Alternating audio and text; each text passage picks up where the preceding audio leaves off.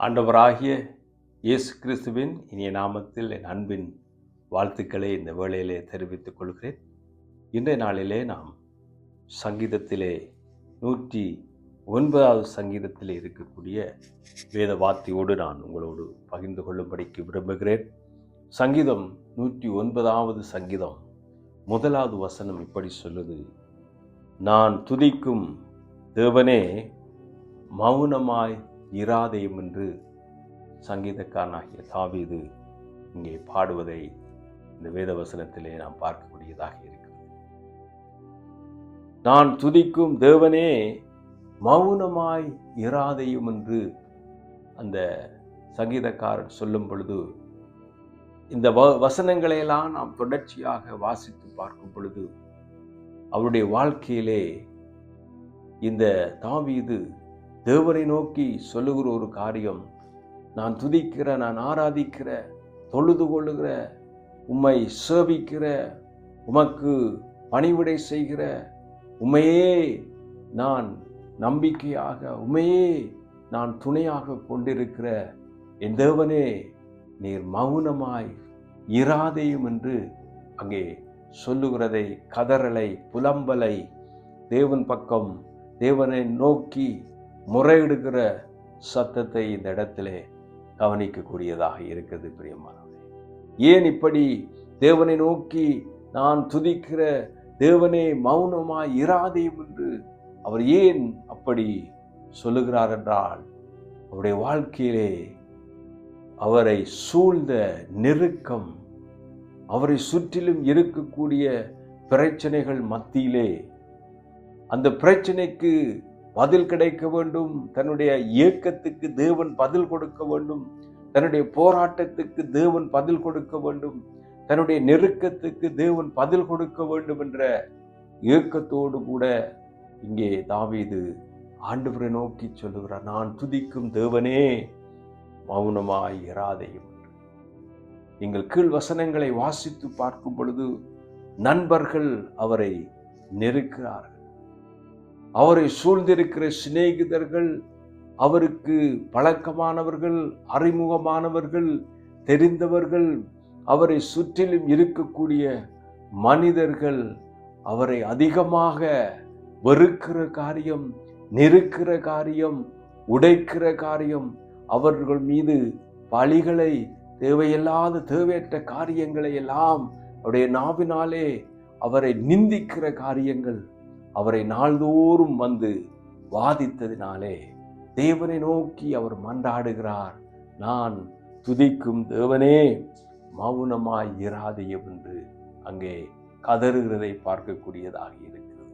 அதாவது தாவீதினாலே ஒரு அளவுக்கு தான் இந்த நிலையை, இந்த பிரச்சனையை, இந்த நெருக்கத்தை, இந்த பாடுகளை, இந்த துன்பத்தை அனுபவிக்கக்கூடியவராக இருந்த பொழுதும் இதற்கு மேலால் அவரால் எதுவுமே செய்ய முடியாத ஒரு சூழ்நிலை இல்லாவிட்டால் ஒரு காலகட்டம் இந்த தாவீதை நெருக்கி வருகின்ற பொழுதுதான் இந்த வசனத்திலே முதலே நீங்கள் பார்க்கின்ற பொழுது அவர் சொல்லுகிறார், நான் துதிக்கும் தேவனே மௌனமாய் இராதேயும் என்று ஆண்டவரை நோக்கி கதறுகிற ஒரு காரியத்தை இந்த இடத்திலே நாம் கவனிக்கக்கூடியதாக இருக்கிறது. பிரியமானவனே, என்னை கேட்டுக்கொண்டிருக்கிற அருமையான சகோதரனே, சகோதரியே, நம் ஒவ்வொருடைய வாழ்க்கையிலும், உங்களுடைய வாழ்க்கையிலும் நீங்கள் இப்பேற்பட்டதான ஒரு நிலைக்கு நீங்கள் வந்திருக்க முடியும்.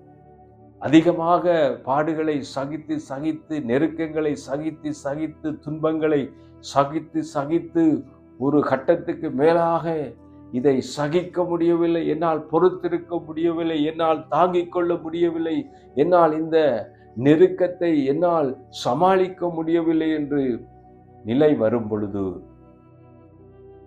அந்த நிலையிலே நாம் என்ன செய்யலாம் என்று சிந்திக்கும் பொழுதுதான் தாவீது ராஜா ஒரு பாடத்தை நமக்கு கற்றுக் கொடுக்கிறார். நாம் நம்முடைய எல்லா நெருக்கத்தையும் பாடுகளையும், உபத்திரவத்தையும், நிந்தைகளையும், அவமானங்களையும் தேவ சமூகத்திலே நாம் இறக்கி விடுகிறவர்களாக, ஆண்டவருடைய பாதத்திலே அதை கொட்டி விடுகிறவர்களாக, தேவ சமூகத்திலே எங்களுடைய நெருக்கங்களையும், பாடுகளையும், உபத்திரவங்கள், எங்களுக்கு உண்டான எல்லாவற்றையும் ஆண்டவருடைய சமூகத்திலே இறக்கி வைக்கிற நிலையை நாம் இங்கே கவனிக்கக்கூடியதாக இருக்கிறது. நான் துதிக்கும் தேவனே, மௌனமாய் இராதையும் எனக்கு நீர் உதவி செய்ய வேண்டும், நீர் எனக்கு பதில் செய்ய வேண்டும். இந்த சூழ்நிலையிலே நீர்தான் எனக்கு உதவி செய்ய வேண்டும், ஒத்தாசை செய்ய வேண்டும், எனக்கு இறங்க வேண்டும் என்று தாவீது ஆண்டவரை நோக்கி மன்றாடுகிற ஒரு வேண்டுதலாக இந்த வார்த்தையை கவனிக்கக்கூடியதாக இருக்கிறது. பிரியமானவர்களே, என்னை கேட்டுக்கொண்டிருக்க அருமையான சகோதரி, உங்கள் வாழ்க்கையிலும் இப்படிப்பட்ட நெருக்கங்கள் இருக்கோ? உங்கள் வாழ்க்கையில் இப்படிப்பட்ட பாடுகள் உண்டோ? உங்கள் வாழ்க்கையிலும் இப்படிப்பட்ட சூழ்நிலைகளே நீங்கள் தவிக்கிறீர்களோ? தாவீதை போல தேவனை நோக்கி நான் முறையிடும் பொழுது, தேவனை நோக்கி நான் கூப்பிடும் பொழுது, நான் துதிக்கும், நான் ஆராதிக்கும், நான் ஆண்டவரை தொழுது கொள்கிற என் தேவனே, மௌனமாய் இராதேம் என்று உங்கள் வாழ்க்கையிலும் அடி ஆழத்திலிருந்து நெருக்கத்தின் நிமித்தம், துக்கத்தின் நிமித்தம், பாடுகள் நிமித்தம், நிந்தைகளின் நிமித்தம், அவமானத்தின் நிமித்தம் நாம் தேவனை நோக்கி கூப்பிடும் பொழுது நிச்சயமாகவே ஆண்டவர் பதில் கொடுக்கிறவராக இருக்கிறார். தாவீதை சுற்றிலும் இருந்த சத்துருக்களுக்கு, தாவீதை சுற்றி கொண்டிருந்த நெருக்கங்களுக்கு, தாவீதுக்கு இருந்த நண்பர்களால் வந்த நெருக்கங்களினாலும், உபத்திரவங்களினாலும், பாடுகளினாலும், எல்லா சூழ்நிலையிலும் அவர் தேவனையே நோக்கி இருந்ததினாலே தாவீது அவருடைய சங்கீதங்களிலே எழுதுகிறார், கர்த்தரை நோக்கி நான் கூப்பிட்டேன், கர்த்தரை நோக்கி நான் முறையிட்டேன், என்னுடைய எல்லா சத்துருக்களும் கைகளிலிருந்து என்னை விடுதலையாக்கி என்னை விசாலமான இடத்திலே கொண்டு போய் நிறுத்தினார் என்று தாவீது பாடுவதை பார்க்கக்கூடியதாக இருக்கிறது. ஆம்பரியமானவர்களே, நானும் நீங்களும் நம்முடைய நெருக்கங்களிலே, நம்முடைய உபத்திரவங்களிலே, நம்முடைய பாடுகளிலே, நம்முடைய நிந்தைகளிலே, அவமானங்களிலே கர்த்தரை நோக்கி நாம் பார்ப்போமானால் ஆண்டவர் அந்த எல்லா நெருக்கங்களுக்கும் நம்மை விலக்கி காத்து ஒரு விசாலமான இடத்திலே ஆண்டவர் நம்மை வைக்க வல்லமுள்ளவராக இருக்கிறார். இந்த இடத்திலே புலம்புகிற, கதறுகிற, கண்ணீர் வடிக்கிற, தேவனை நோக்கி முறையிடுகிற தாவீது உடைய சத்தத்தை, தாவீதுடைய விண்ணப்பத்தை, தாவீதுடைய ஜெபத்தை, தாவீதுடைய முறையிடுதலை நாங்கள் இங்கே கவனிக்கின்ற பொழுது அவர் சொல்கிறார், நான் துதிக்கும் தேவனே. அப்படி என்றால் அவர் தேவனை விடாது தொடர்ந்து ஆண்டவர் துதித்து கொண்டே இருந்தார். எந்த முறுமுறுப்பும் இல்லாமல், தேவனை மீது கேள்வி கேட்காமல் ஆண்டவரை துதித்து கொண்டே இருக்கிறவராக இருந்தார். ஆகவேதான் தாவீது தைரியமாகவும் தன்னுடைய முழு பலத்தோடும் சொல்கிறார், எக்காலத்திலும் கர்த்தரை ஸ்தோத்தரிப்பேன், அவர் துதி எப்பொழுதும் என் நாவிலே இருக்கும் என்று அவர் சொல்லுவதை பார்க்கக்கூடியதாக இருக்கிறது. இந்த இடத்திலே ஆண்டவரை பார்த்து சொல்ல, நான் துதிக்கிற தேவனே, நான் ஆராதிக்கிற தேவனே, நான் சேவிக்கிற தேவனே, நான் தொழுது கொள்ளுகிற தேவனே, மௌனமாய் இராதே, எனக்காக நீர் உதவி செய்யும், எனக்காக நீர் ஒரு காரியத்தை நடப்பியும் என்று தாவீது அங்கே கேட்கக்கூடியவராக இருக்கிறார் என்பதைத்தான் இந்த வேதத்தில் இருந்து, இந்த வசனத்தில் இருந்து நாம் உற்று நோக்கக்கூடியதாக இருக்கிறது, நாம் கவனிக்கக்கூடியதாக இருக்கிறது.